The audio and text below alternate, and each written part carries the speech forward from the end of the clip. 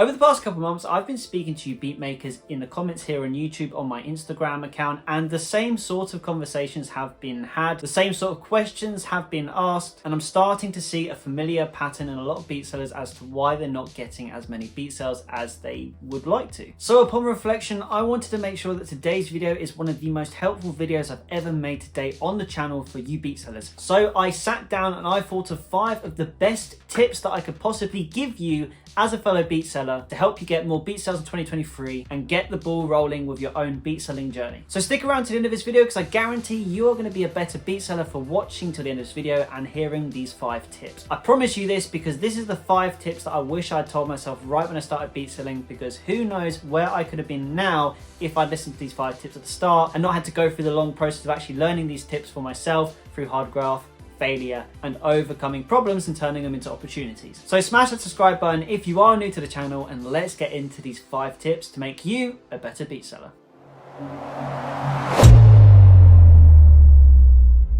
Okay, so tip number 1 is start treating yourself like a business, not a music producer. Now, obviously you are still a music producer, but there's so much more to beat selling than just making beats and uploading them. You have to now try and sell a digital product to a customer, because that in reality is what you are doing. You are trying to sell something to a certain demographic of person who would be interested in the beats that you upload. Now, if you're just making beats and uploading them, you're not doing anything to put the beats in front of them, rather than just relying on an algorithm on a website that isn't even yours. You have no control over the traffic, the sort of people who actually see the beats, other than a couple of hashtags you might put in the description of your beats. There's just no plan at all, so you're basically just keeping your fingers crossed and hoping for the best. If you treat yourself like a business, your eyes start to open to all the different possibilities that could come to your beat selling. We're talking about your brand, we're talking about the sort of content you make, how you want to represent yourself. Start analysing your ingoings and outgoings. So as you see, there's so many different things you need to think about, and the other 4 tips that I'm going to give you in this video tie into the sort of aspects that you need to focus on when treating yourself like a business. Tip number 2 is make a content plan. Now, you could probably say the generic amount of content that you probably upload as a beat maker right now is you might upload the beat onto your beat store, and then you might upload a video on your type beat channel. So that's 2 bits of content that you've uploaded to advertise one beat. Well, to be honest, that isn't really a lot of content, and you can't expect to get many beat sales if you're just advertising a beat with 2 little bits of content. The more bits of content on that one beat you upload, the more chances you have of getting more reach and more eyes on your beats, and then eventually more traffic to your beat store to purchase that beat. Just uploading to a YouTube channel and your beat store is not going to cut it, because the reach could be so much more if you think about it. If you also advertise the beat, for example, on your Instagram feed or a reel, on your Instagram story, on your TikTok, on your Facebook page, maybe even on your SoundCloud, all of a sudden that's 5 more different ads for that one beat, and a hell of a load more people who are going to suddenly be listening to the beat. So not only do you need to be uploading more content for each individual beat you upload, but you also need to make a plan for what the bare minimum is when you upload a beat every day. So for example, every time I'm uploading a beat, I'm uploading onto my beat store, I'm uploading onto YouTube, SoundCloud, Facebook, Instagram, TikTok, and when we dive even more into it on Instagram, I'm uploading a story and a reel. So again, the amount of content I'm uploading is increasing. So every day I'm uploading at least 7 bits of content for one beat, and this is maximizing the amount of people that can potentially hear the beat, hopefully leading to more engagement, more traffic to my website, and then hopefully leading to more beat sales.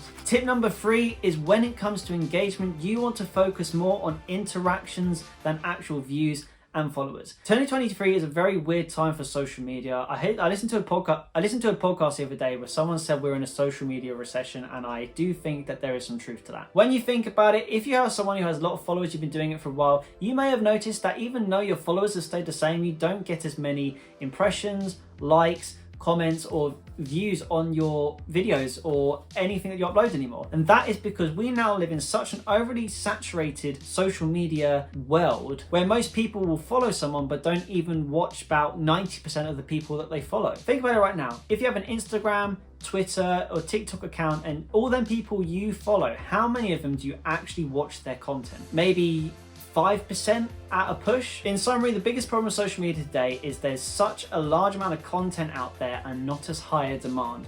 meaning we're now left with loads of channels which will be producing content but not getting as many views because, again, the market's completely oversaturated, and unless you're bringing something very unique and fresh to the table, you're just not going to get noticed. This is why trends is just such a bad way to go when it comes to content, because everyone's doing it and it's not going to work, and you may get loads of followers from it, but then people have just followed you for that trend and not actually anything that you're trying to sell about yourself. It's more important than ever than just focusing on building a smaller, tight-knit group of followers who have a real passion and interest in what you're doing as a beat seller. So anyone who's interacting with you in the comments, like, build relationships with them, drop them messages on Instagram, offer them value. This could be in the form of free beats to write over or some sort of collaboration, because nowadays it really does not matter if you have a load of followers, because 90% of them actually will not ever engage with you in the first place. Put it this way, if you can build yourself a community on social media platforms where you have 100 real loyal followers who every time you post something they'll comment or they'll like it, every time you send an email they'll reply to it, click on the link and go to your website, or maybe even 100 people that every time that you dropped a beat they downloaded it for free, and maybe of them 100 people 10% purchased, you'll always be getting sales consistently every month. Focus more on the interactions and actual views and followers, especially on BeatStars and Instagram.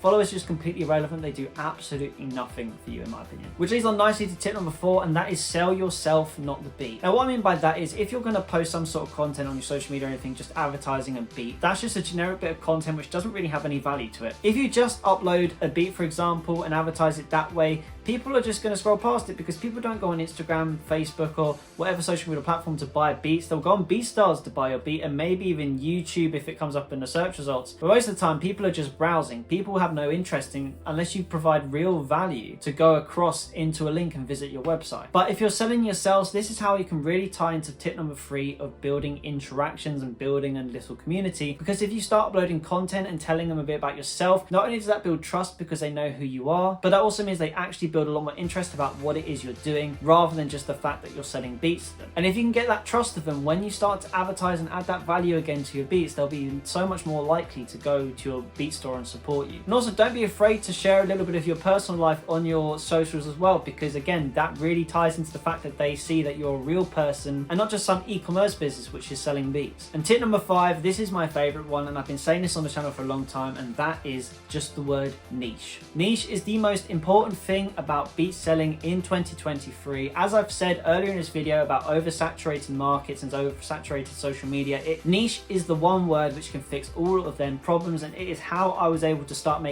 any sort of money at all from beat selling. If I hadn't spent the first 4 to 5 months of selling beats actually looking for markets that I could go to in beats that I'm passionate about, but at the same time also no one else is really doing, then that is a market that I can build from the ground up. For me, when I looked at BeatStars, my personal experience, I saw acoustic piano ballads, Taylor Swift type beats, and also just a little bit of synth pop were markets that I could potentially target. So I've gone all in on them subgenres and style of beats, and it's ended up working out for me in the end. If I went into this beat selling journey, googled which the most popular beats were on BeatStars and started doing beats in that style, I can guarantee you I wouldn't have probably made any sales at all. So if you're someone who's right now uploading beats, you may have uploaded 300 beats and not got any sales. Well, then you need to look at the type of beats you're making, and you need to ask yourself, are you uploading into an oversaturated market? Is anything that you're doing any more special than what anyone else is doing? Because again, you really need to stand out and make yourself unique as possible, because if you're not doing that, you're just going to get completely sounded out by all the bigger producers who can upload a beat and get the views, where it doesn't actually really matter what niche they're in. They've just got such a presence on there already,